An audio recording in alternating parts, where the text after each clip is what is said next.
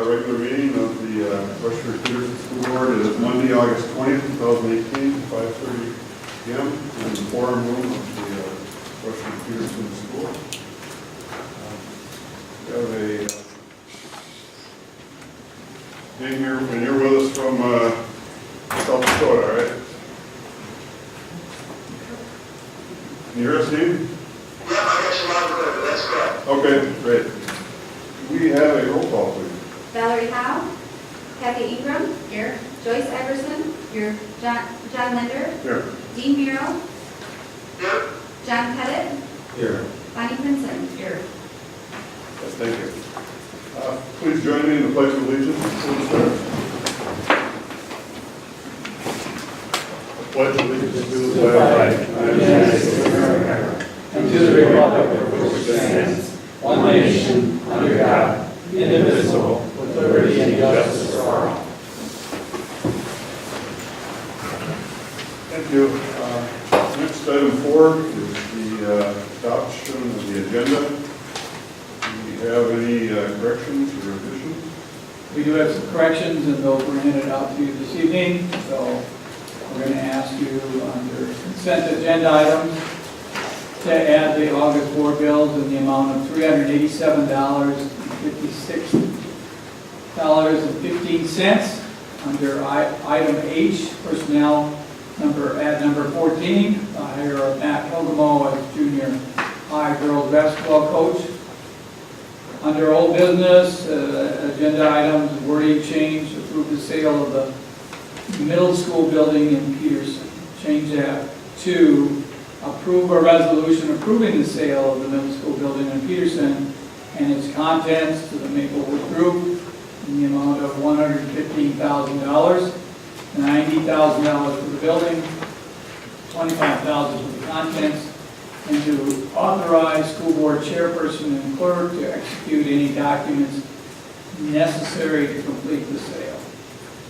And under new business, item number 8, please add J, approve the 2018-19 agreement with the Hiawatha Valley Education District, and change J so the reports will now be under new business item K. Those are the changes for this evening. Okay. Do we have any questions or want to pull anything out of the consent agenda? So a motion to approve.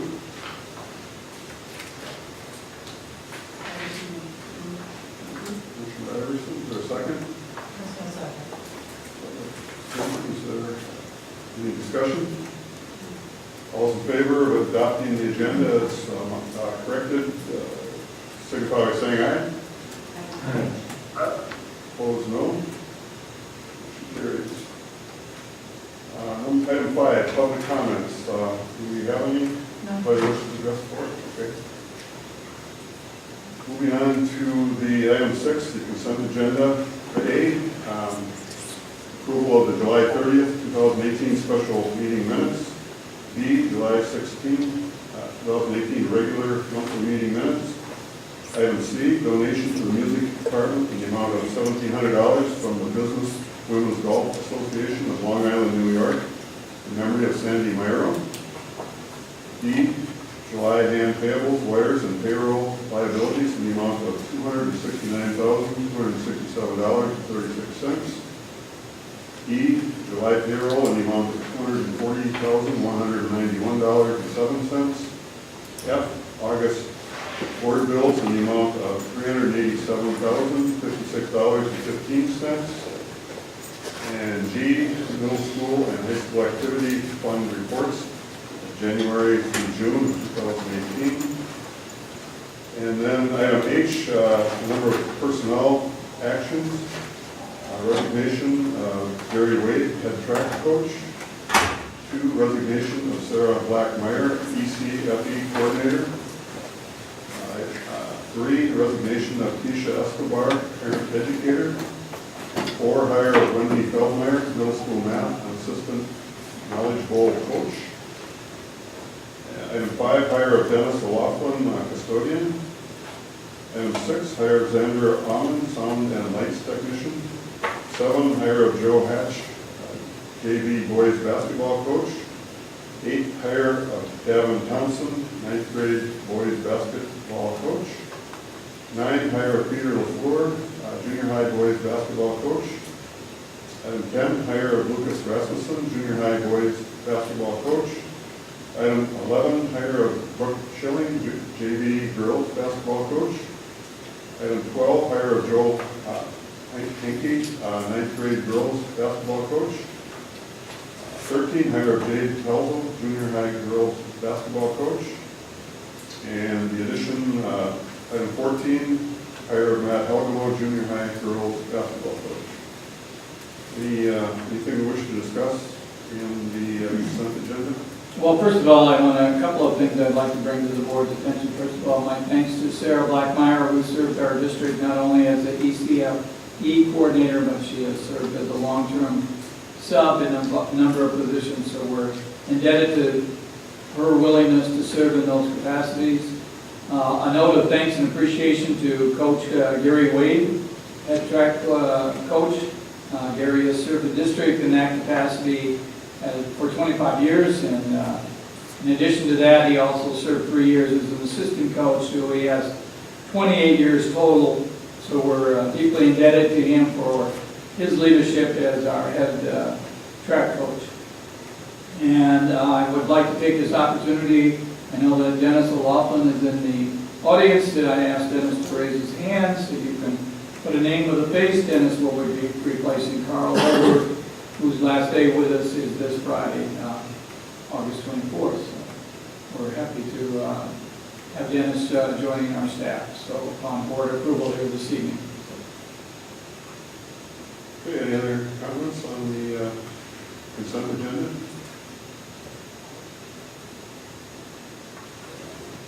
Not, look for a motion to approve. I'll make a motion, Ingram. Right, Ingram? By the way, welcome to Thanks. my board. My daughter's All right, there is a motion by Ingram to approve. Is there a second? Personal second. Any further discussion? All in favor of approval of the consent agenda, signify by saying aye. Aye. Opposed, no. Motion carries. Moving on to old business, item 7. First, we have the approved resolution approving the sale of the middle school building in Peterson and its contents to Anderson Maplewood Group in the amount of $115,000, $90,000 of which is for the building and $25,000 for the contents. And then authorize the board chair and clerk to execute any documents needed to complete the sale. Anybody have any questions on that? Did ask our legal counsel to look that over. Roger Anderson is in the audience this evening representing the Maplewood Group. So Roger, welcome to our group, and thank you for your interest in the building. Thank you. Very much appreciate that. In my opinion, he's offered a very fair price for the building as well as the contents, and so we're excited to have that opportunity to allow him to move forward with his plans. If I may, Roger, on your behalf, I'll just share with the board is that there is an effort by the Maplewood Group to explore the options of creating an aviation center and utilize the middle school building for that purpose, and then to align that with the Rushford Airport so that there can be a combination of training but taking place at the building as well as on site at the airport. Anything you wish to add to that? All right, there's two different programs. One is for A&P, where the gentlemen or women can go ahead and work on the engines, which would be jet or regular, and they have to have certification. And what's happening, a lot of guys are coming out of the service, and they work on the airplanes and all that, and then they go ahead and get certified, and they can't pass it. So that's going to be one of our things that we're going to go ahead and do. And a lot of the other issues is they don't have the money to go to school. We're going to go ahead and provide the money for them all the way through, and then when they get their job, then they can start paying us back. No interest on that. Then the other feature is the pilot system program. We have private and we have commercial, and that's pretty standard. And we'll have the airplanes and the hangars and stuff like that up. I got to talk to the city, I have to go ahead and work that out, but I haven't done it yet. Well, in the spirit of cooperation, Roger's also indicated that he's very much interested in working with the city of Peterson, the Friends of Peterson, so I feel that there's a very good intent on his part to cooperate and collaborate with the citizens of Peterson as well. So I applaud you on your willingness to do that as well. Yeah, I'd just like to add, that's a win-win for the school district, the city of Peterson, and the people that you're going to be working with. So I think it's a great opportunity we have here. And there was quite a bit of interest in the building, so I hope it goes well for you. Think about the kids from this area here that are getting out of high school. Boom, they've got a place to go right away for schooling, if that's what they choose to do. Any other comments on the proposed sale of the middle school building? Not, I look for a motion to approve. You have to read the resolution. Oh, Okay. You closed it. Good. Okay. No, just making sure that the board members realize there is a resolution that, and it needs to be done by roll call. we need to motion to approve first. Okay. Iverson, for a second? Second. Second.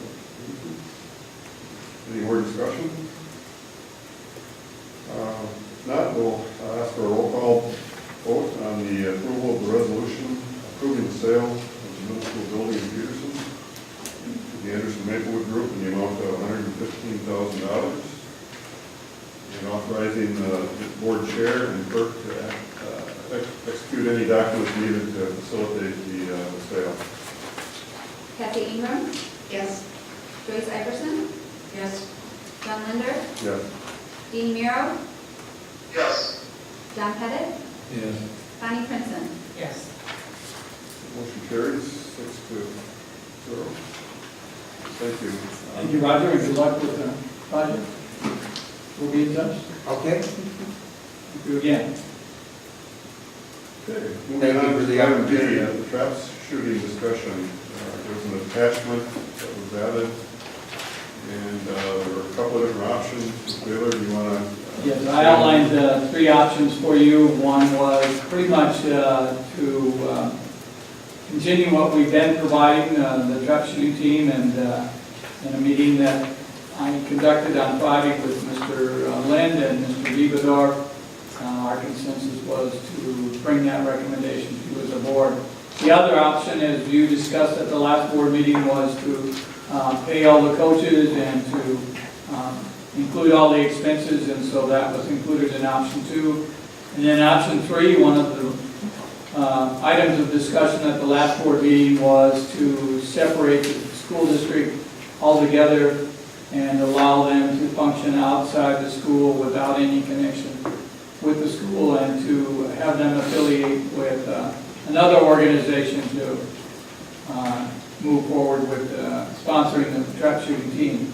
But as your discussion indicated, and the consensus that we had is by going with option 1.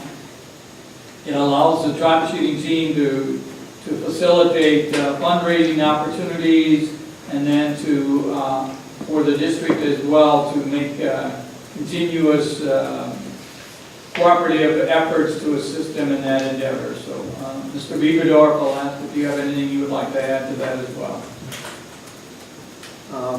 No, I think we had a very good discussion with Mr. Lind and kind of all talked through the different options and came to the option 1 as our consensus to bring to you for your support. So. Anybody have any questions on the Item D, Yeah, I have a question. Okay. So for option 2, that would prohibit them to fundraise, correct? It would not. No. Okay. One of the things, if there's concern about pay for the coaches, one of the things that we kind of did a blend between 1 and 2. So at the end of the year, if there's additional dollars left over with board approval, we would provide some compensation for those coaches depending on the amount of money that was left as a result of fundraising and other activities completed by the trap shooting team. So thank you for bringing that up. That would be an option that we would explore with them as well. So our intent is to finalize and get all of that spelled out and then bring it back to you as a board for approval as this is our plan for the trap shooting team.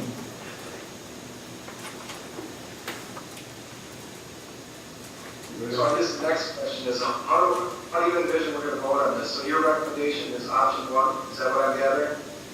Yes, I guess what I'm asking from the board is that you would be supportive of us to continue our conversations and to spell things out, define things, work with the coaches, sit down with them, and brainstorm with them, and then get everything in black and white, and then bring it back to you as a board for your approval. So tonight, I guess I'm just asking from an indication from you as a board if you would be supportive of us to move forward with continuing to define that and to allow us to explore what option 1 presents itself for.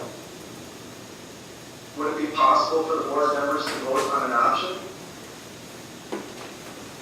Sure, you certainly can do that. What I was just envisioning is maybe like running through like a roll call vote and just voting which option you support. Okay? It's, well, based on what you're saying, though, I guess I feel like the details of option 1 are still not here, is what you're saying, right? That's correct, And yes. so, I guess I'm a little uncomfortable voting, having an official vote on it. I mean, if you want an indication, I guess we could get an indication of what we support, but I'm always reluctant to vote on something that I don't have the details yet. Sure, that's It's understood. like, if I vote, Right, like, and yes, this is okay. Right, we simply did not have time to get those all ironed out, and we wanted to bring in all the coaches, and so we want to make sure that we're doing due diligence, so I understand that as well. So possibly we could give the indication on continuing to work towards option 1, refining that, which is, I think, basically what you said. Okay? Yeah, I guess I don't, if that's what you and our activities director and the current coach are recommending, I don't see a reason to not endorse that and encourage that. Okay? I guess from where I sit, I think I would rather explore option 2.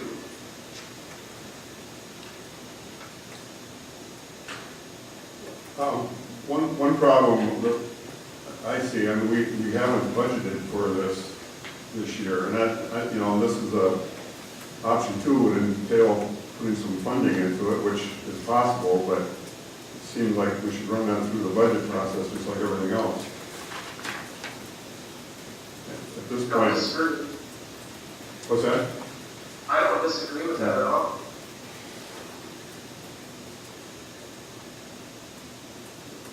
Does anybody want to make a motion or table it, or what do we want to do here?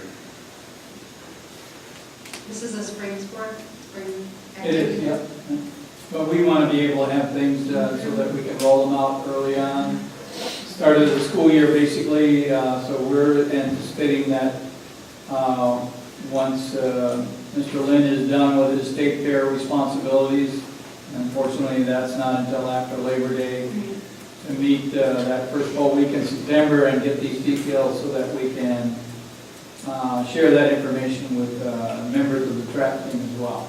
So my understanding is this isn't a Minnesota State High School League sponsored activity yet, but they have Minnesota State High School League meets? Or isn't that? You're right, yes. Is that, Yeah, in a nutshell, they are not sanctioned by the Minnesota State High School League. then I have a problem with paying a coach. Okay. Then I just raised the question, is the Knowledge Bowl Minnesota State High School League? It is not directly, no. Are their coaches paid? Yes, They're paid like an advisor. or they're, stipend. they're considered an advisor. All right, I consider these advisors as well. It sounds like option one is kind of status quo, continuing as we've been going. And honestly, I never heard or was presented with evidence that what we're doing is broken necessarily. And we really just heard from one person involved with it, and the level of support that I feel the school has been giving this activity, it seems appropriate. And so, I guess I'm wondering why we're trying to fix something when I haven't seen the evidence that it's really broken. Our goal is simply to spell things out so that we don't wind up with what you as a board have gone through here the last couple of board meetings.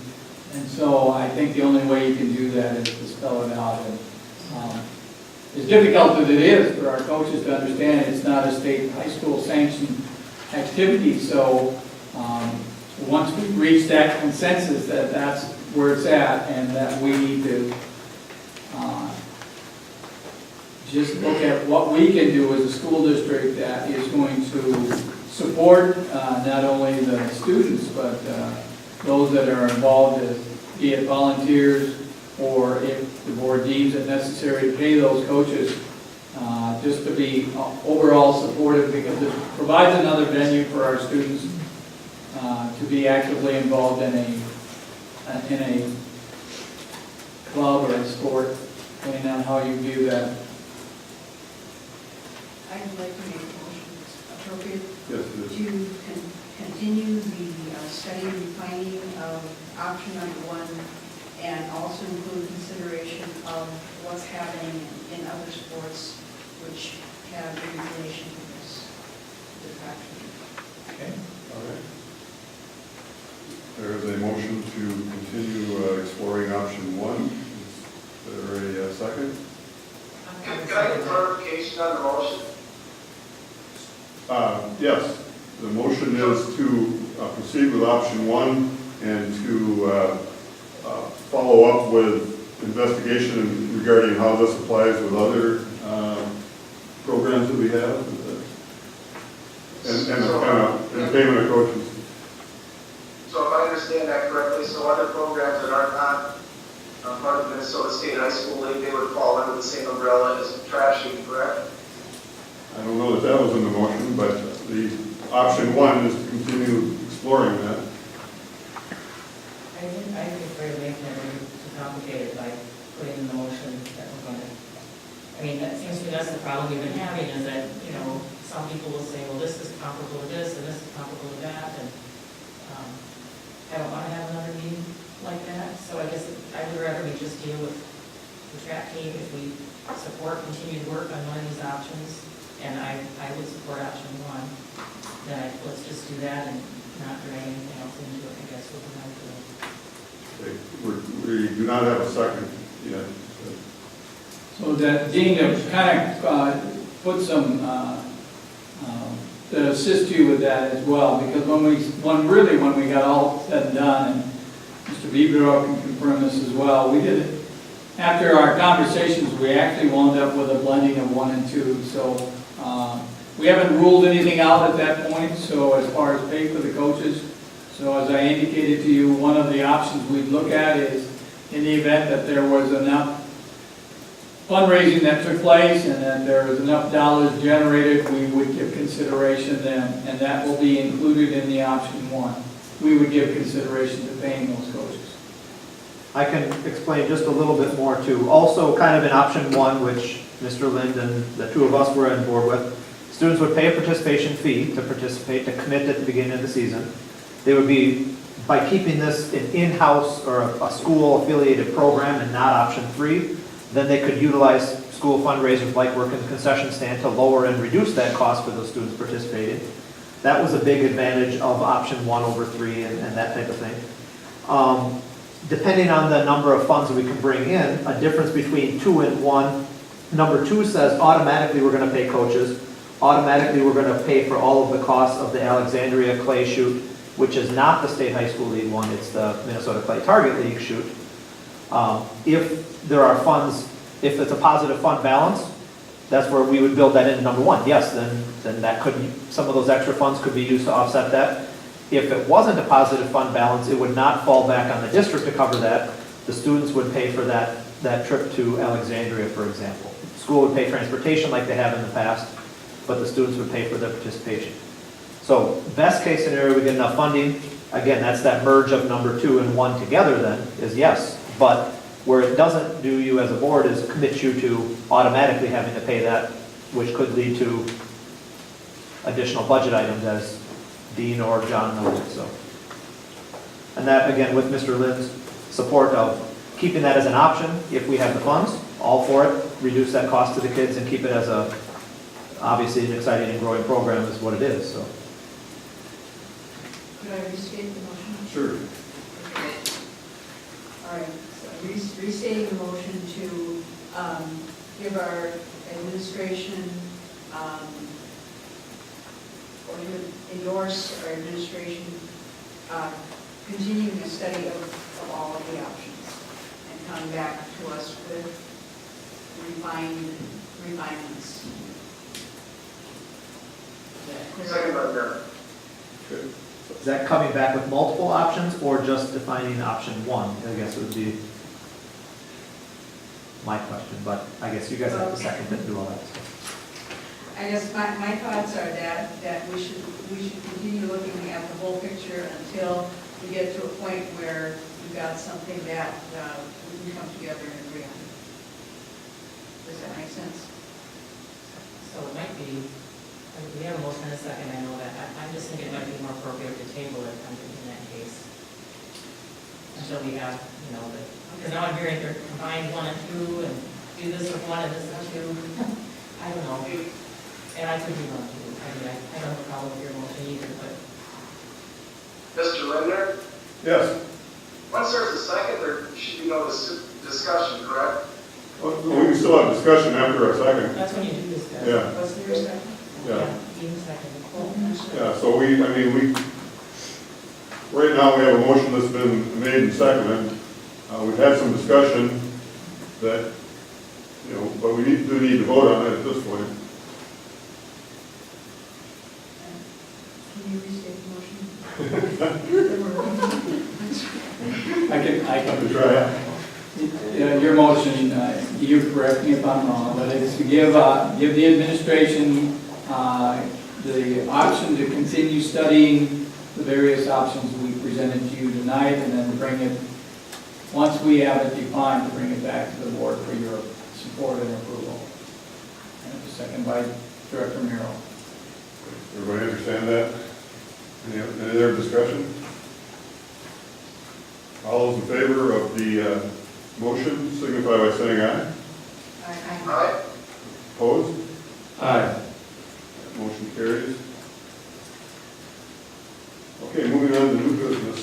We have item 8, open enrollment and operating levy information discussion. Presenter, Ms. Barbara Doyle, financial specialist with Taylors and Associates. Welcome, Ms.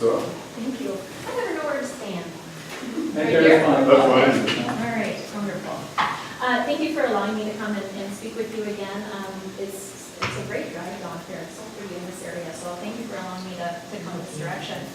I was last here in July, and we talked a little bit about the operating referendum that will expire in a couple of years here.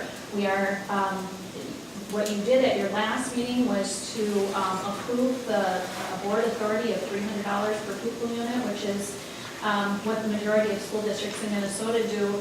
And during that discussion then, open enrollment came up as a discussion item. And so what I'd like to do tonight is kind of explain how open enrollment has a financial implication on the district, And I believe that you do have a handout in your packet that speaks to that, so. Pages 28 and 29 of your packet. Okay, so I'm just going to kind of go through this information so that hopefully it is a little bit more clear to you how these students do impact the budget. So basically what's important to remember is that open enrollment students affect the district's operating referendum, and they also affect the aid that the district receives. So when we went through this analysis, what we did was we took your 17K18 levy certification report, and then we also pulled the FY18 student data to see how many kids are coming in. So what we learned was for FY18, there were 64.64 adjusted pupil units that open enrolled into Rushford-Peterson. So you gained 65 kids. Again, please remember that an adjusted pupil unit, there's a weighting measurement to it and those different pieces, so that's why we get decimal places. In FY19, the debt service fund for you, the state pays 68% aid. So all your students combined based on all of the property that you have, the state is picking up 68% of that, of the levy. The basic general education factor, the formula allowance for FY19 is $6,312 per pupil.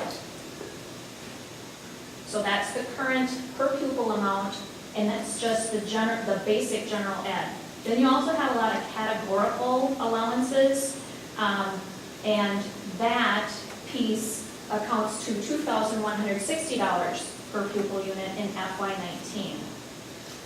Your debt levy equalization ratios, again, I talked about the 68% aid, and you have 36% levy then. If we took out those 64 students that are open enrolling in, your aid would only be 64% versus the 68%. The other factor then that we found was in the general education programs, 90% of the district's revenue comes from aid. So 90% of that general ed, the programs, is aid. 10% is levy. Okay, so how do we get these? The debt service aid, the aid and levy calculations are based on several factors. One of them is the adjusted net tax capacity, as you may be aware.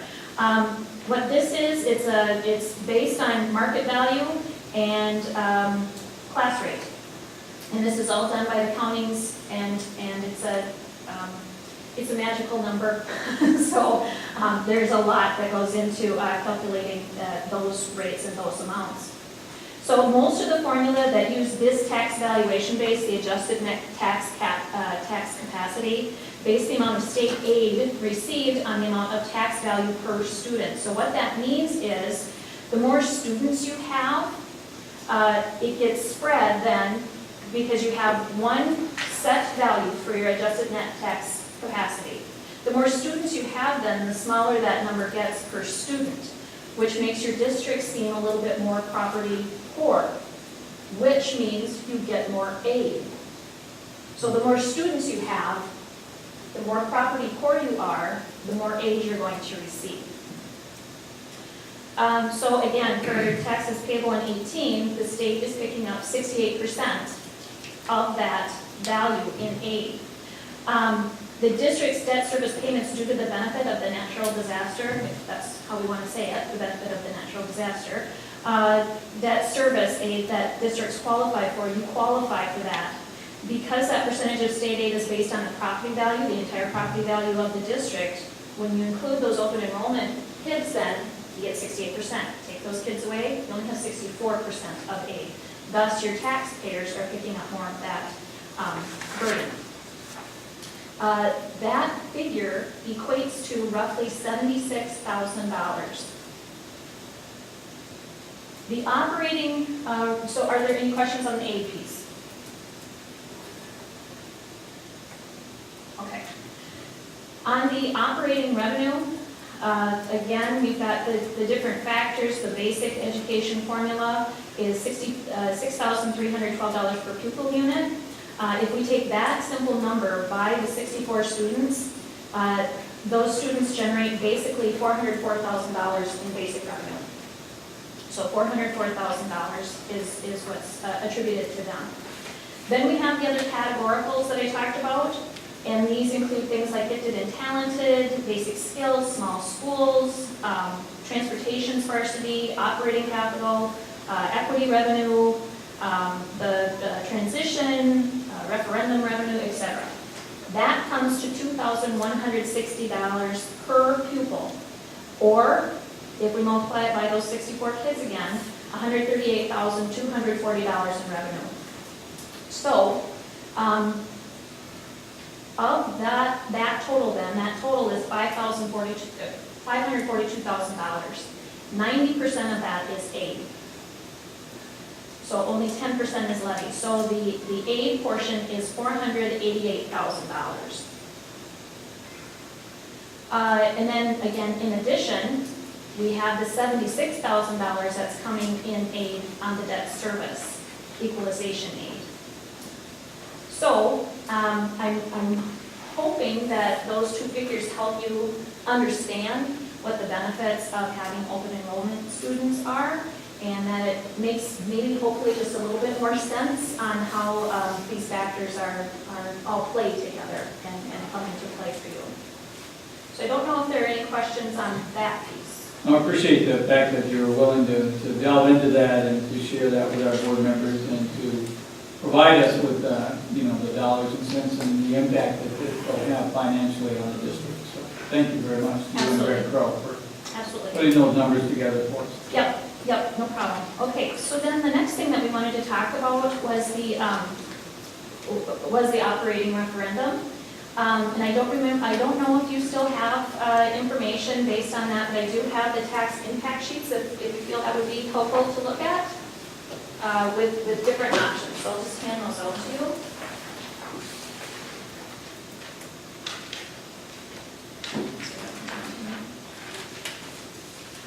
There you go.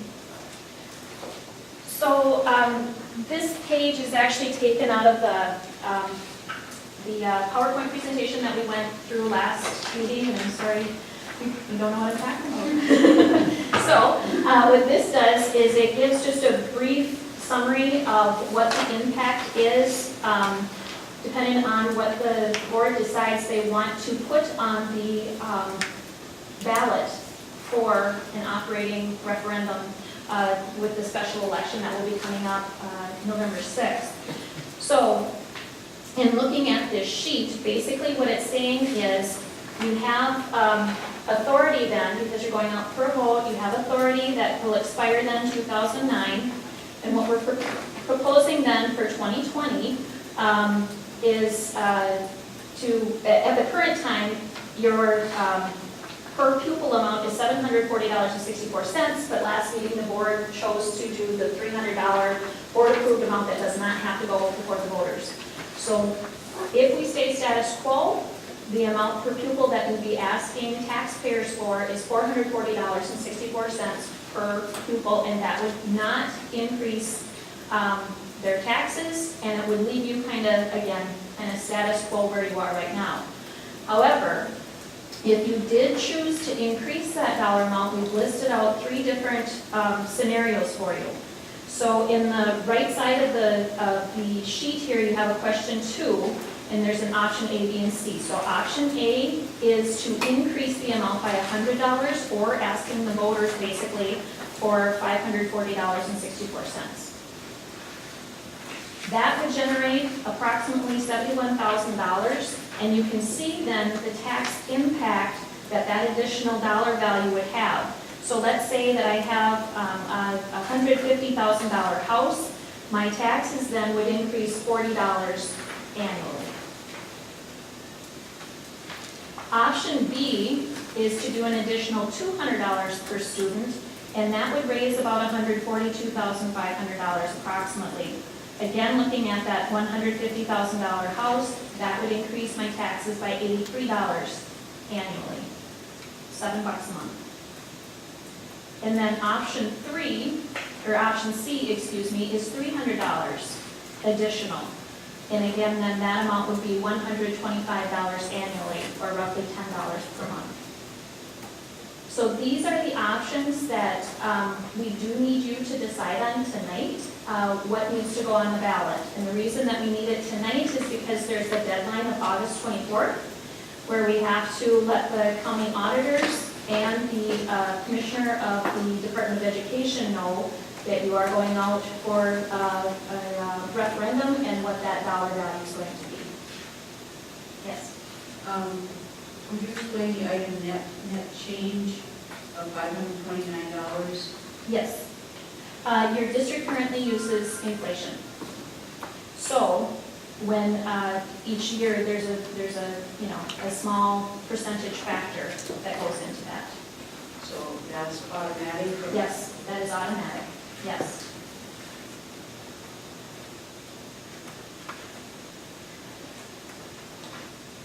Yes. So just to make sure that I'm clear, on your example of the $150,000 property Yes. and the expiring levy, the taxes of 128 would go to 129. That's the status quo. Correct. So, and if we took added option A to that, it would be $40 on top of that 129. That is absolutely correct. Okay. Yes.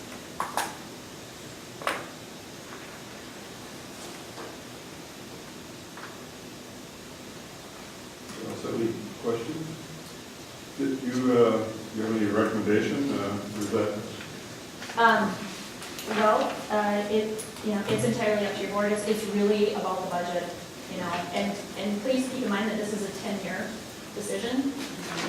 Usually, most boards go out 10 years with their operating referendum. Thus, what you decide is going to be in place for quite some time. And so, looking at your budget situation would certainly point you in the appropriate direction. A lot of districts are increasing their amounts.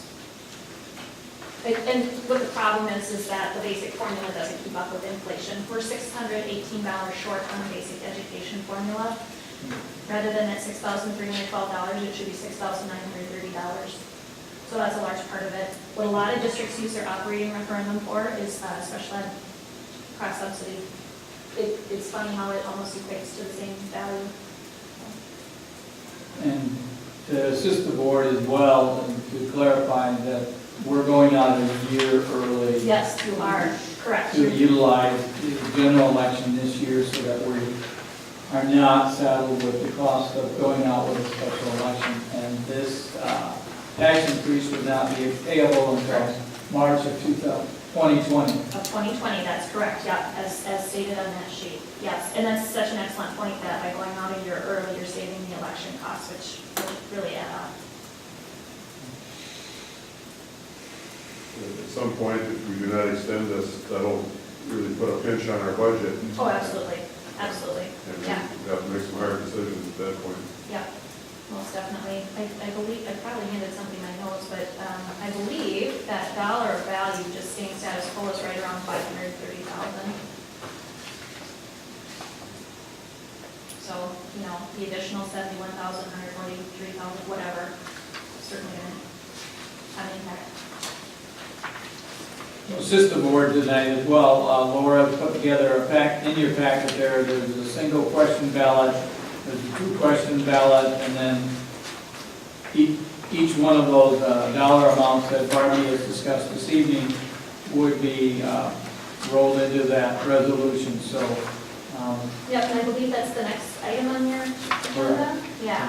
so I guess I would invite the board to ask Barbie for any additional questions you might have in regards to your decision to move forward with placing this before the voters this fall.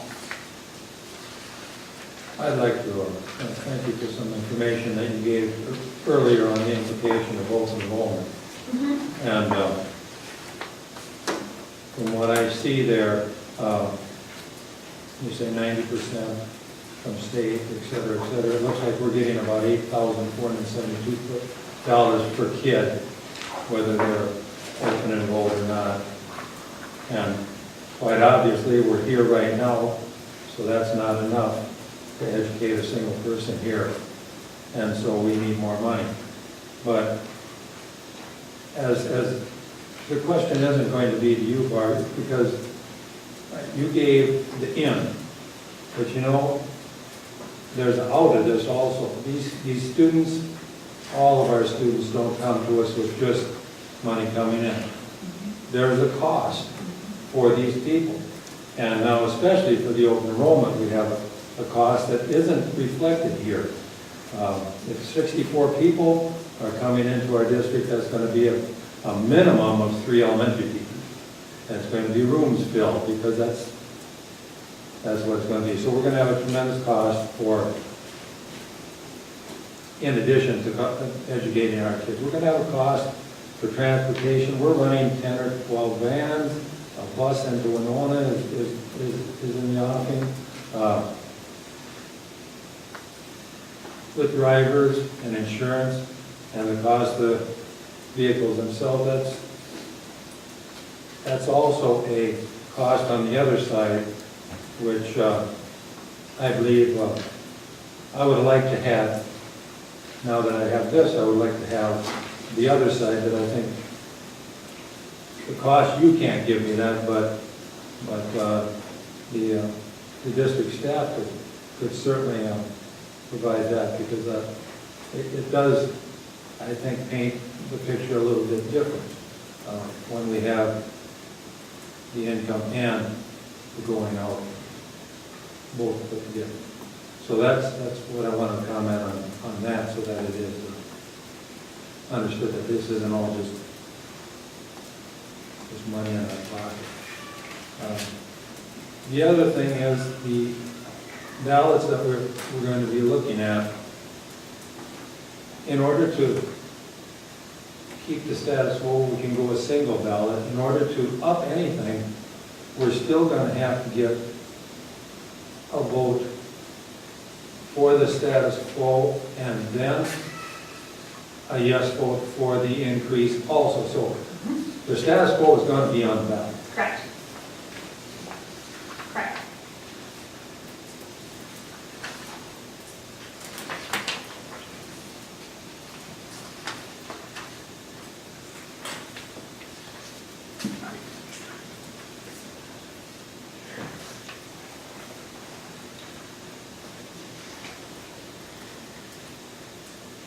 So if we choose the two-question ballot, and people vote yes to continue the operating levy, but not to increase it, we would still have the increased operating levy, or we would still have the existing operating levy. Correct. It seems to me that makes sense to give people the option. What you need to decide on, well, which option are you going to roll out to your citizens? I would go for 100. Is that enough in terms of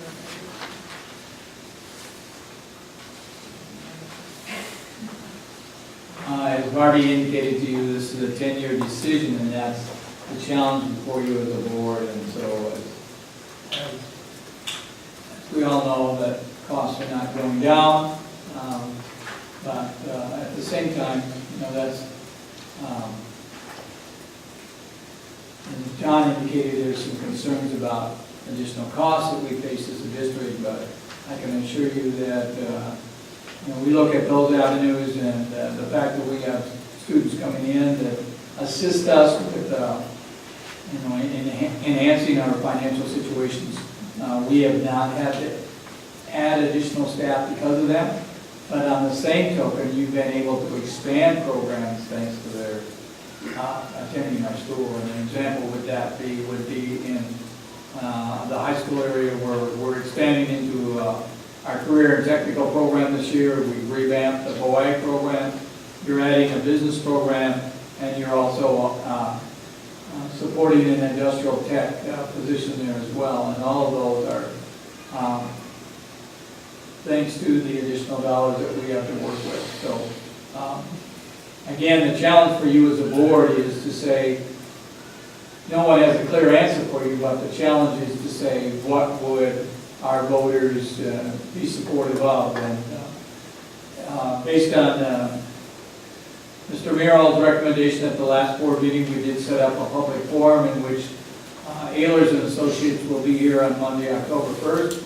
So regardless of which option you choose tonight, Ehlers will be assisting us in educating our public on what this all means to them as citizens and what it means to our district as well. So I'm very appreciative of Ehlers and Associates for their willingness to provide the additional information they're giving you this evening, and then also to help answer any questions, concerns you have moving forward with your decision. Any information on what comparable districts kind of increases there are putting out there? It's kind of all over the board. Yeah, you have some districts that are very, very low right now, and some that are quite high, so it's just dependent on each district's situation, so. And this, to be clear, this has nothing to do with the building. Correct. This is This just is an just- operating. Yep, this is to pay the bills. Yep, we're not building anything, you know, and all taxpayers are affected the same, doesn't matter if you have ag land, it doesn't matter, you know, what it is. Everyone is treated the same in an operating referendum, and it's truly just to pay the bills.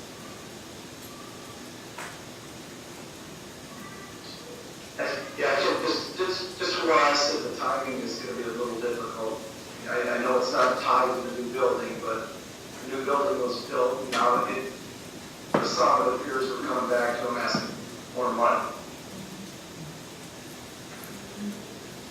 Yeah, that's a challenge, and I won't deny that. We have some people that, you know, there's a number of rumors that float in and out of our community on a regular basis, and, you know, one is, as you indicated, Dean, one is the timing of this, and one is that we, because of the number of students coming in, we have to add an addition to our building, and we can assure you that, no, there's flexibility.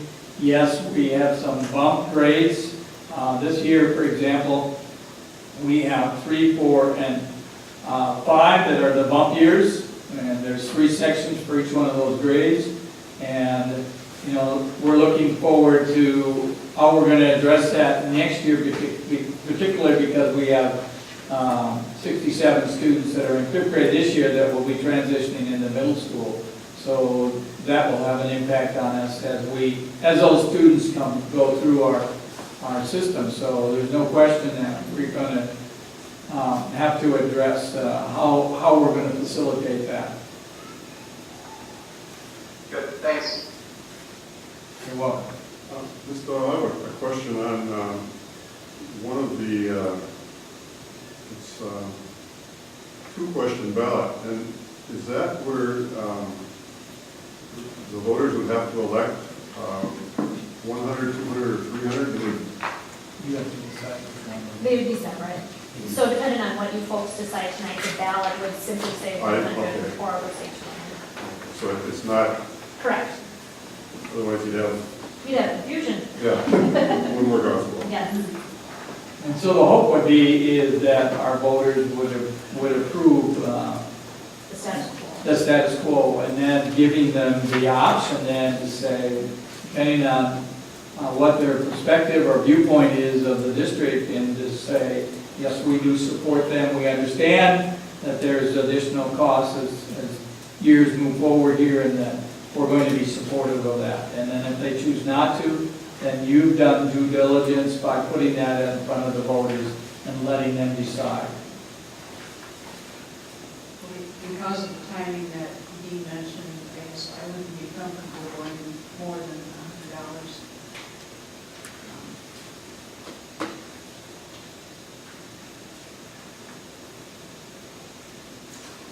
Maybe we should ask for that much. Well, minimum of that amount. Yes. Any other thoughts on it? We have to make some decisions, mate. So the motion is $100, is that what I hear? Are you making a motion, or are you still discussing? I can make that a motion. Okay. Great, for Then that is a motion to go with the $100 increase. So that Second would, by, that would be the second, two-question ballot then. Okay.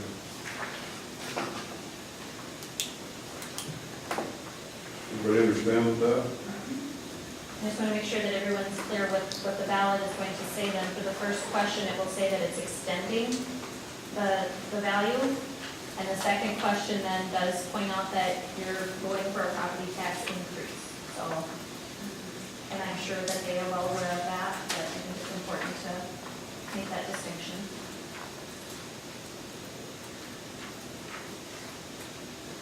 Okay, we have a motion to go with the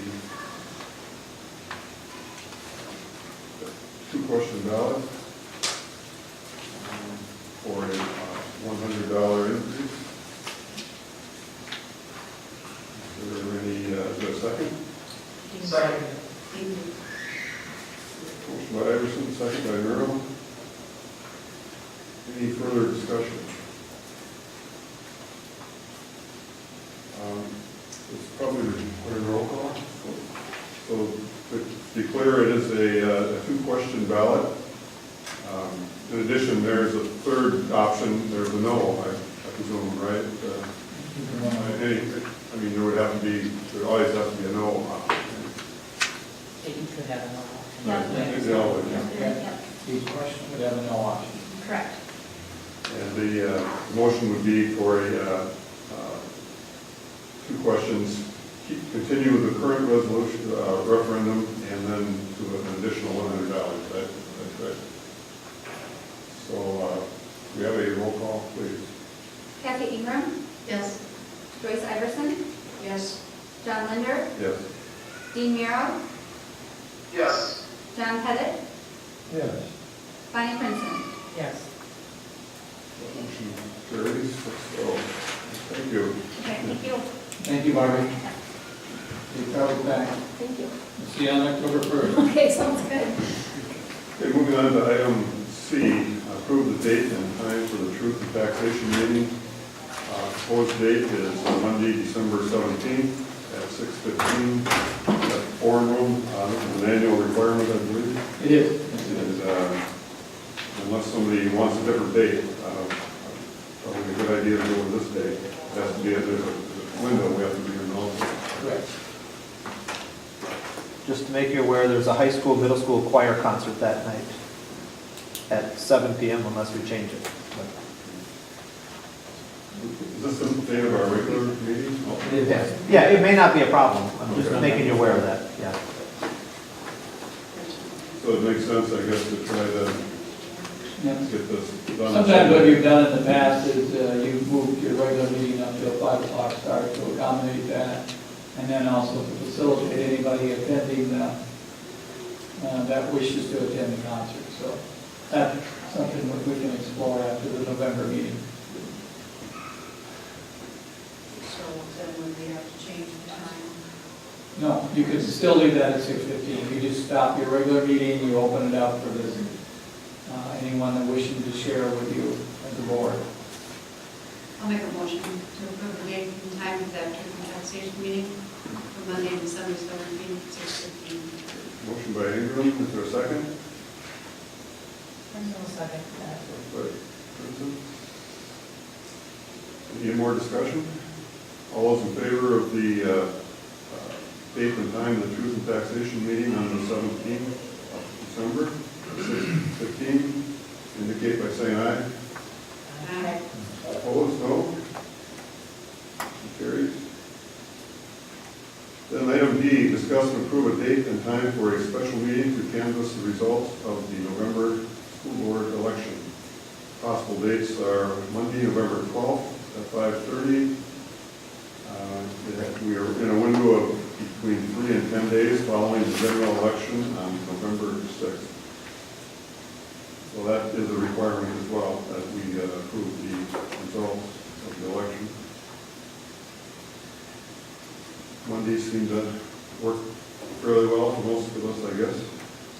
Would there be any chance of moving our regular meeting, which is following Monday to the 12th, so we could do everything one night.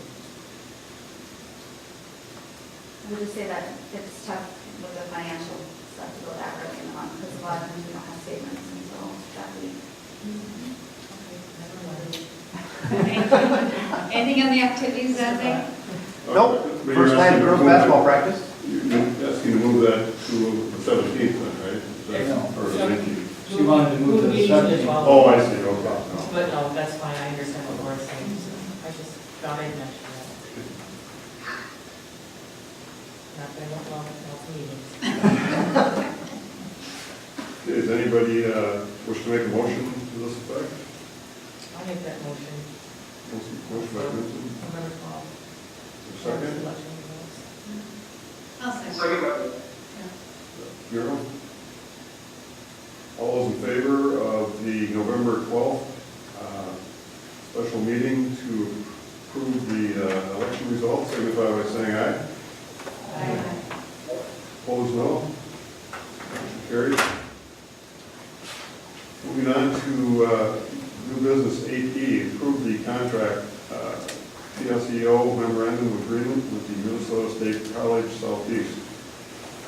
Mr. Baylor, you want to add anything to that? Just that that's an annual agreement that we have with Minnesota State College Southeast, and it's a plus not only for our students, but for us as a district as well. This is the written agreement that we've used Yes, for a long time. yes, it's kind of an annual requirement of us to make sure we have an approved PSEO memorandum. Mr. Taylor, I can add a little bit to that one, help clarify. Please. The contract at PSEO, there's high school students, juniors, seniors, and sophomores who go and take post-secondary classes, and they can choose, they can go to Winona State, St. Mary's, they can go wherever they want, and kind of we've been talking funding a little bit. If that student leaves, we lose complete amount of funding. That $6,000, $7,000, $8,000 I talked about goes away, and the misnomer out there is that then the colleges get all that funding. Well, the colleges get a tuition-based amount off of that student for there. So what we've tried with Minnesota State Southeast is to do a contract with PSEO where the students they're full-time Rusher Peterson students if they take a class in Minnesota State Southeast, and it's an online course. And then the school district will pay that, I believe it's $137 a credit, which is a very reduced amount. So and Minnesota State Southeast is very good with working with us in that factor, where they've even reduced the amount down to what they would have gotten. So it's kind of a win-win for both. And then another advantage for us as a district is if a student chooses to go PSEO, let's say they go to University of Minnesota, Winona State, we don't follow grades on those students. They're treated as a college student, and we're not treated as a parent or anything. So in the past, we've had students that have went full-time PSEO only to find out mid-March that they failed a couple classes, and now they're in jeopardy of not graduating, and we're kind of scrambling because we didn't know that. Where with this contracted PSEO, Mrs. Helgenmo has the ability to kind of track their grades and follow their grades a little bit. So it gives the kids that college experience, college credits experience in the safe environment of school. So that's like Mr. Taylor said, it's a definite win-win for us as a district, and then also for Minnesota State Southeast, because then some of the credits that kids get, they go up there and they finish out a degree up there.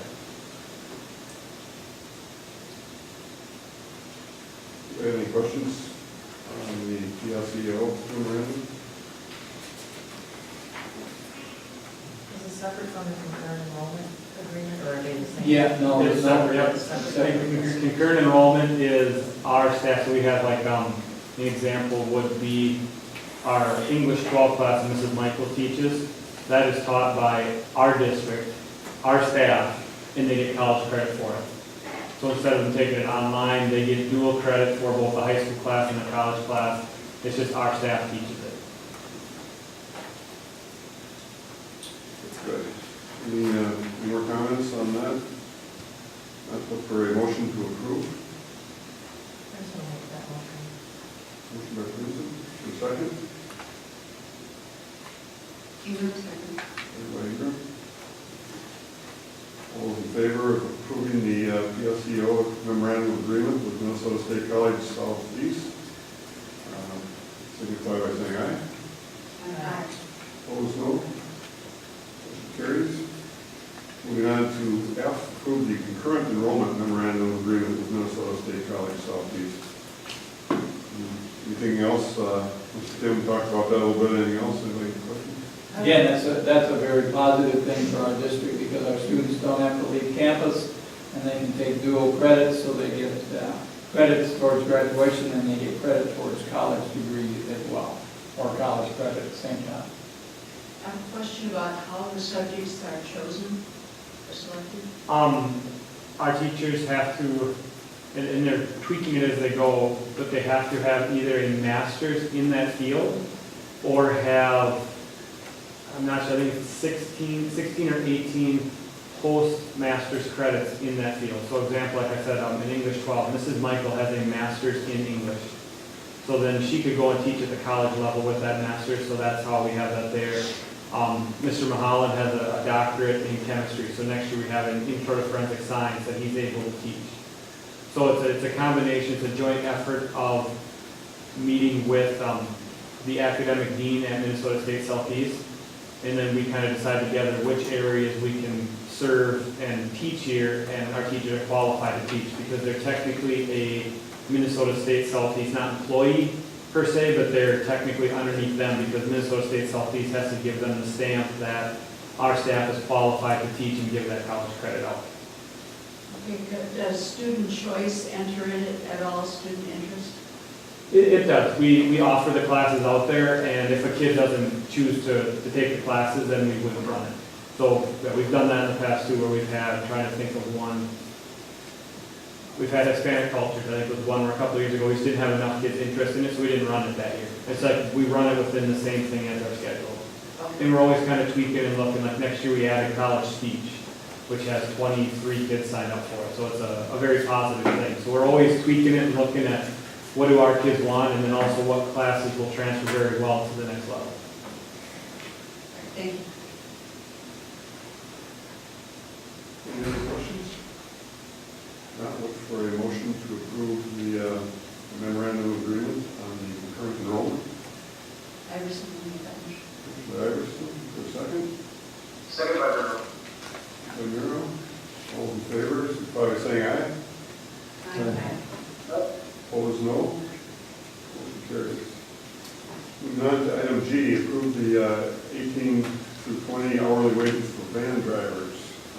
Does we have an attachment? It is, it's on page 65 of your board packet, and Laura and I took the liberty of looking at where we are currently sitting with our wages for our van drivers, and based on the data that we collected throughout the Three Rivers Conference, we were able to come back and provide you with a recommendation before you this evening. So we support our efforts to enhance the wages for our van drivers.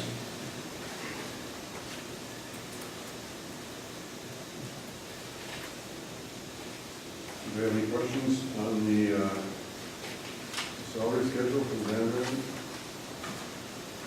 I'm just gonna make the motion to support it. Motion by Princeton, is there a second? Second by Burrow. All those in favor of approving the hourly wages for the van drivers for the next 2 years, signify by saying aye. Opposed, no. Motion carries. Item H, approve the list of fundraisers for the 18 through 19 school year. The attachment that we have as well. Yep, on page 66 of your board packet, and we reached out to all of our advisors and coaches and asked them to submit their proposals, and we know that in the past, the board has not been receptive to being approached mid-year or near the end of the school year to come up with fundraisers, so we've done our best to encourage and to have these coaches and advisors to submit their recommendations to you this evening. Is there any new ones this year? I'm going to forego that to Mr. Biebedorf if there's any new proposals from us this evening. I think our trap shooting team did submit some, and they did add a gun raffle that I'm not sure they conducted that last year. Everything else is pretty much standard quo though from what we've done in the past. Yeah, we have the Mat Club listed on there, but they've always done that rock feed. I don't know if we had that truly listed on there last year. The Booster Club does also one, but they're not listed on here because they're not internal. And I'm not sure if the dance team, the Java Joe's Gourmet Coffees was on there last year or not, was it, Laura? A couple years ago, they did it. They did it a few years ago, but not last year, I don't think, so. Do you have any questions on the fundraising discussion? The baseball team brought one this year late, but it's not on here. It's a Real Out is the only one I saw from baseball, so they obviously didn't do well with the fundraiser. What's up? You're gonna get that one later. You and I both, I don't know. I'm not sure. This is all we've received for this coming school year.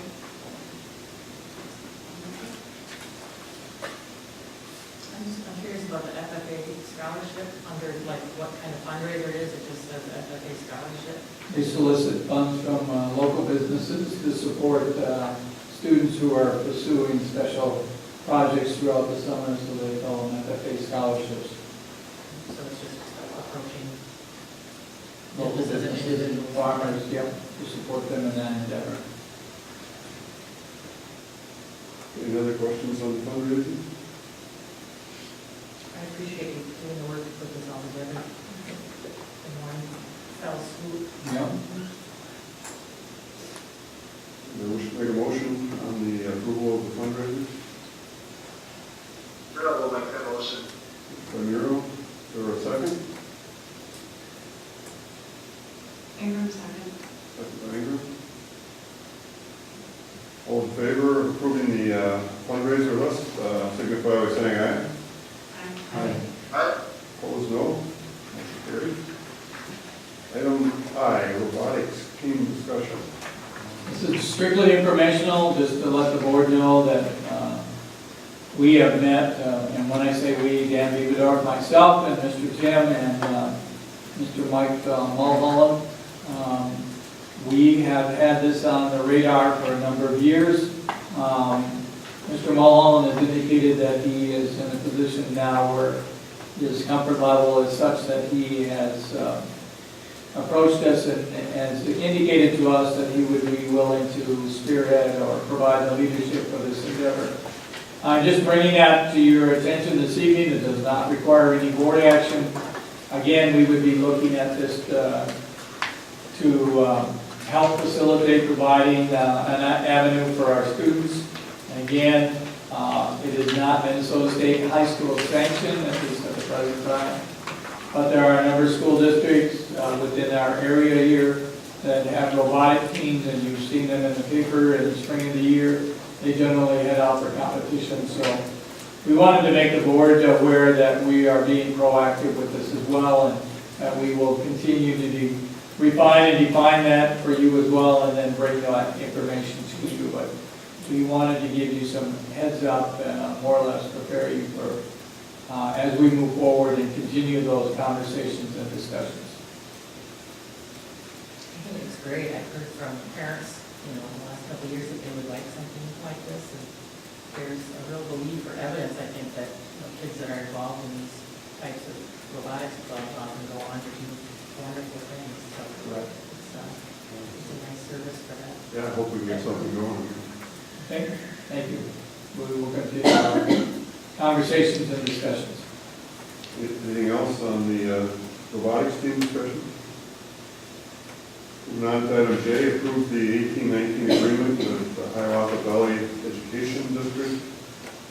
This is a late edition, and we apologize for that, but we reached out to HPED and said, in the past, we've always had these available, and of course, we need to have that in place by the time the school year starts. So what it means is that we're in agreement with working with Ohio Valley Ed District and providing a number of services to the school district. So in some respects, it's just an annual requirement of us, but at the same time, it facilitates making sure that we have an agreement with them in place to facilitate our addressing the needs of our students. Do we have any questions on the agreement for this year? Is it any significant change from last year? I It didn't. is not, no, same basic services that we would receive, so, all the way from, from special ed services to, if we're in requirement to have, some trainings, this is all a part of, what, HPED provides to school districts, and there are 13 other districts within the HPED district that, also have these similar agreements. I'm assuming that what we pay each year probably goes up. A little bit, and sometimes it goes down as well, kind of ebbs and flows a little bit, but it's been pretty steady as far as cost, so we're very fortunate in that regard. They're very proactive and continuing to provide the services at a cost that we don't find offensive at the same time. Any questions on the agreement with HVED? So which member of board members is Valerie Howell is our board member that's what she- representative. Yeah. First, I'll make a motion to approve. Motion by Prince, is there a second? Second by Merrill. By Merrill? All those in favor of approving the upcoming school year with Hiawatha Valley Education District, signify by saying aye. Opposed, no. Motion carries. Okay, moving on to our reports. Mr. Taylor, your report? Sure, page 70 of your board packet. First thing is school board elections. As you know, they're up this year. We have 3 openings, Director Murrell, Director Pettit, and Director Iverson. Director Iverson has indicated she is going to be seeking re-election. We also received 1 application for the 2-year term, and Chris Grinlin completed that application process. So we'll be moving forward with soliciting write-in candidates for the other 2 positions that we will have open. A note of congratulations to the Rustford Days Committee and the City of Rustford for a very successful community celebration. So we were happy to be a part of that. Making the board aware that a number of classes came in for, as a part of their reunion, they facilitated and requested tours both of the old school and the new school. And in addition to that, I want to bring special attention to the class of 1963. They donated a tree that has been planted on the south side of our new school. This tree was given in memory of their deceased classmates, so very appreciative of their thoughtfulness and their donation of this tree. The new school year is soon to be knocking at our doors, so we begin that process of getting everything up and running here, and that includes parent meetings. The technology meeting was held back on July 26th to make parents aware, and that went very well. And Mr. Bieberdorf held the fall sports meeting on August 9th. And again, these are informational meetings, and we'll also be sending out notice to our parents regarding e-learning days during inclement weather. We're required by state statute to notify our parents of our plans to continue utilizing e-learning. So as we continue to finalize those plans and to tweak that, making sure that it is in compliance to all the requirements by MDE, and to keep our parents informed of that. You'll notice that I extended on behalf of the school district our condolences and sympathies to the Allman family, and we reached out to them and offered some services to assist the families they cope with the loss of Tracy Allman. An update on the progress on the athletic fields. Obviously, the dry conditions have provided some steady progress. However, due to an injury to the well driller, we're a little bit behind on getting our irrigation systems in place, but we continue to work and make progress on a daily basis with that. And as you noticed, the sidewalk along Pine Meadows Lane is nearing completion. We have been working with MnDOT and the City of Rockford to ensure that we are in compliance with all the various mandated guidelines and regulations by the state of Minnesota. It is our intention to move the crossing sign that was installed in the center of town, to move that to Highway 43. You'll also notice that We are not going all the way down to Highway 43 on the south side of Pine Meadows Lane. We are crossing at the entrance to Creekside Park. We're having our students cross. And the reason for that is number one, the school sign there prevents a clear view for any students that might be stepping out from the sign. And the other factor that weighs into that was the fact that there's a right-hand turn lane there. So if a vehicle was turning right and a student stepped out onto Highway 43, the vehicle coming around that vehicle would not see the student. So that is our rationale, and based on input from the state of Minnesota, the Minnesota Department of Transportation were very supportive of that, and actually were the ones that suggested to us to make that move at the site that we determined to cross Pine Meadows Lane and then eventually to cross Highway 43. So, other than that, the auditors were here last Tuesday and Wednesday, and again, I reached out and extended special thanks to Laura and Tony and for their preparations. And the last item on my list there was negotiations for our support staff, and we have proceeded with 2 meetings already, and we have one scheduled for this Wednesday at 4:30. So my thanks to Director Pettit, Director Howe, and Director Linder for their assistance with that process as well. A question about the sidewalk. Is it going to be the same width all the way from the school parking lot? All the way along here, yes. There is a stretch currently that is adjacent to the pond area that will be dug out, and we'll be adding some additional concrete there to make it all consistent all the way along, except from where you turn into the parking lot and then make your way up to the school.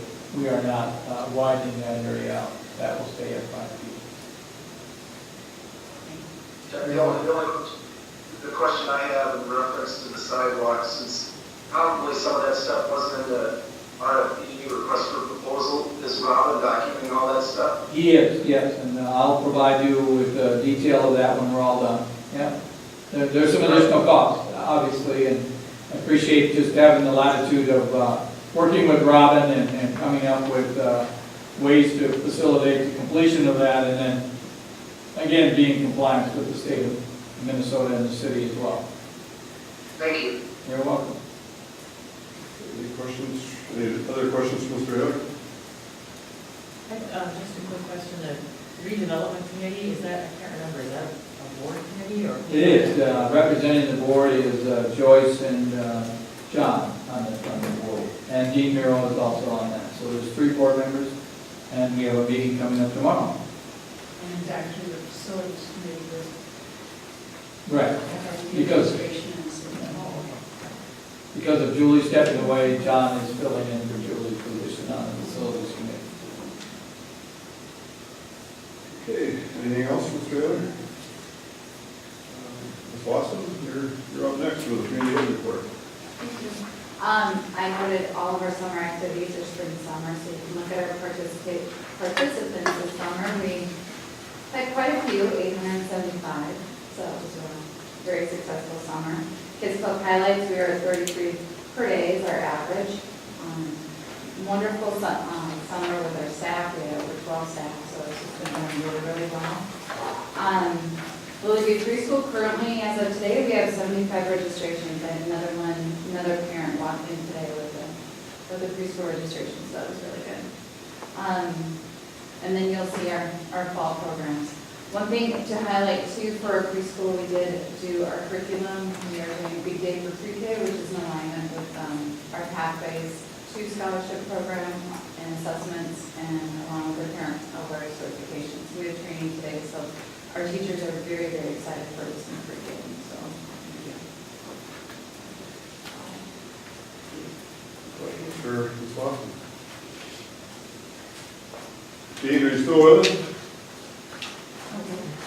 Nope. All right, Ross, our director from South Dakota. No, I'm still here. I just turned the video off. I got a poor internet connection right now. Oh, okay. You can still hear us, then, okay. Can hear you. Okay, moving on to elementary report, Ms. Shepherd. Okay, thank you. Right now, we have around 37 new students, and I want to go off what I have. Our orders are coming in, so our Go Math and our new reading series is in, and a lot of our new staff has been in, getting their books, getting their online access to both of the new series for them because of our 2 new 3rd grade, 2 new 4th grade.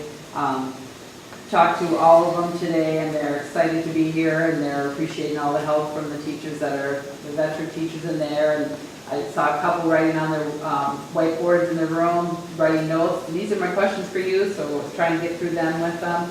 Corey's been working hard to get all the Chromebooks with their charging stations all set up. 5th grade is going to be done today, ready to go, which is wonderful. Everything brand new. The iPads in the 4th grade will be working on that. Like I said, the new staff has, their enthusiasm is great to hear and see, and questions they have and things you kind of forget about as you keep going and moving on. The school is looking awesome. It's just beautiful, everything's shiny, and the staff cleaning and staying ahead of all the boxes. Every day Diane is more and more boxes. She was like, just like in the hallway, I like them cleaned up and get them out. So I appreciate that greatly. The open house is set and ready, and elementary house has an incredible turnout, so we're excited about that as well. I know the wood chips came in today, and that's a job to get those set for the elementary and the playground, and we're going through equipment and getting all that set for the elementary too shortly. Keela had her baby, and so Sarah's in working with me now and cutting away at our list and getting prepared for the families who don't have online access, who need paperwork when they come here for open house. But all that is moving along very nicely. So good end to this summer. I'm looking forward to a great year. I extend my congratulations as well to Keela and her husband Tyler on the birth of their daughter, Ivy Joe. She was at church on Sunday, and beautiful baby, and very happy for them. And so I also want to follow up with what we've seen from our new staff, that they have been very enthusiastic, and many of them have been here and already have things in place, so we're very blessed with that. And so we're looking forward to welcoming them and including them in the Rushview Peterson School family. Any questions for Ms. Shepherd? Tim, middle school and high school report. Yep, thank you. In there, just kind of writing a lot about what our staff, I think it's a middle school, high school, but also an elementary thing, just focusing on relationships with kids as we go this year. And we had, like I wrote in here, 18 middle school, high school teachers attend this first institute in Casson, and we had about 20 elementary teachers attend last year. And it's kind of one of our QComp goals is to attend this first learning and just help teach our staff. We want our students to learn all the time, so this is a way for our staff over the summer to collaborate with each other for 2 days, learn some new ideas from some of the gurus in education out there. And as you can see, the main topics were, and I think they're the same in the past, it's collaboration, clear learning intentions, engaging in innovative instruction, high quality assessment, and targeted interventions and enrichment. As I wrote in there, authentic learning experience a few times, that's kind of one of the big buzzwords, is that it's not always test, everything has to be a test. It's that students can learn and can show you what they learn in many different ways. So our staff, one of the challenges for them this year, and some of them that were there and talked to our learning communities, is how can I create an assessment that shows what a kid knows and not just a memorization on a test. So I'm excited as can be that our staff is jumping on board with that, engaged with that. And we're on here. Then the other one, kind of the big things, like we said, building relationships, creating authentic learning experiences, assessments that just demonstrate learning. So we really want to try to change our students' mindset, which is a tough thing to change, that it's not after how many points can I get to get the best grade, it's after learning, and that it's okay to fail. We all fail at stuff, and if I fail, that's when learning takes place and I keep going. And then a retake policy. Last year, we had some staff jump on, and they're really starting to take hold of that, and it's a great thing, and it's kind of funny because it's a conversation stopper sometimes with parents when they come in and they ask right away, well, Johnny's getting a D in class, what can you do, the teacher do this and that, and we bring the teacher in and say, well, did you know this teacher has a retake policy on tests? And they look at their student and say, have you done it yet? Nope. Okay, this conversation's done, let's go home. so they get it right away. And it's a great thing that our teachers are doing, and they're creating it's not just I take the test, I fail, I can show up tomorrow now and retake it, because I wasn't prepared. It's I take the test, I fail, now I meet with the teacher, I do something extra to learn what I didn't know, and then I retake the test. So again, the focus is on learning. And the thought with relationships, how we started this whole conversation was, if a kid trusts you and thinks you have a relationship with them, they're gonna try harder for you. So just really focusing on those things across the middle school, high school. I know that's a whole K-12 thing, but kind of really a focus at our middle school, high school. Other than that, just some foreign exchange students. We have 2 this year, kind of light for us, but still we have 2. We have Jonas Seifert from Germany and Mariah Burrows from Brazil. So we thank Mike and Heidi Halverson and then Jeremy and Brenda Tesh for taking students in. It's a great experience for the students coming in as well as for our students. And then some of us, we have Facebook for our school. We have our school website. It's just a continued goal to put out the positives that we do on a daily basis here. So many people have that digital platform. It's a great platform for us to get information out to parents and to students, but also to show some of those cool things that are going on a daily basis. So it's just another way for us as a district to tell our story. So a great thing that we're going to continue to do. And if we have that, and any questions I can answer for you guys.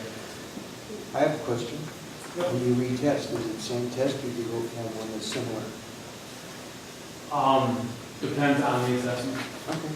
Sometimes it's a similar one. If there can't be no multiple choice, it might be similar questions. Same learning objectives and stuff like that, but it might not be the same exact test. Okay. Good, thank you. Okay, anything for Mr. Tim? Thank you. Mr. Beaver? Yep. Report-wise, you can see we did our student parent eligibility night on August 9th, which was a good turnout. We never get everybody, of course, due to it's still a busy time of the summer. But one of our guest people there was Josh Dahl. He's our new athletic trainer from Winona Health. We're very excited about what Josh has to offer. To give a little bit of his background, he graduated from Winona State, went on and was working with a Division I program down in Alabama for 2 years. Went from there to Illinois, where he was working with the minor league baseball team as well as the high school there, and then now wanted to get back into this area. So we're not getting a newbie or a rookie by any means. We're getting a very highly trained athletic trainer. He's already been in and met our coaches. He's met a number of our students, but he'll be here on weekly visits like we've had in the past, as well as at all of our home high school events. So very excited about having Josh Dahl. I know the Dahl name is familiar, but he's not originally from here, but having him, so he was at our fall eligibility meeting. We also, numbers-wise, I had numbers. They've already increased in every one of these. So fall dance is up to 21. Girls participating in that. Cross country is up to 18. And they're both actively practicing football. Our numbers are up this year. We're at 41 for the high school, 23 for junior high, just started today. Volleyball, we have 29 high school, and then another 18 junior high players just starting today as well. I've got all the coaches named in there as well, but scrimmage-wise, volleyball has already started with not a competition, but a scrimmage tonight, and we're hosting another volleyball scrimmage tomorrow. Saturday, we're hosting a football scrimmage, and then true competitions all start next week for cross-country, football, and volleyball. So. One thing I do want to note, I went back and John had asked the question as far as the fundraisers, and I'll apologize for missing one that I did not see on your report, but one that we did want to make sure is included, is the annual golf fundraiser that has been basketball and baseball kind of alternating. We did have an email from Mr. Ogg indicating an interest to continue with that again for this next year, so I wanted to not bring that after the fact. I want to bring it tonight and hopefully seek your approval on that as well. They did change the timing of it to time it the third week of June after the state baseball, so like similar timing to what we had this year. But I apologize for not having that on your printed list in front of you for the previously approved packet. So I'm not sure if we can get some kind of verbal approval on that still tonight, if that has to be brought at the next meeting. If so, I can bring it at that meeting as well. So Put it on the next meeting. yeah, happily do so. But I'd entertain any other questions you may have as well. Any, Mr. Beaver? Good, thank you. Thank you. Moving on, item 9, we are scheduled to meet on September 17th, right here at our regular think we got through a lot of stuff tonight. Thank you for moving along. Welcome to our new board member. I see one of our candidates is in the audience tonight, so welcome. Hope we didn't scare you off. Look for a motion to adjourn.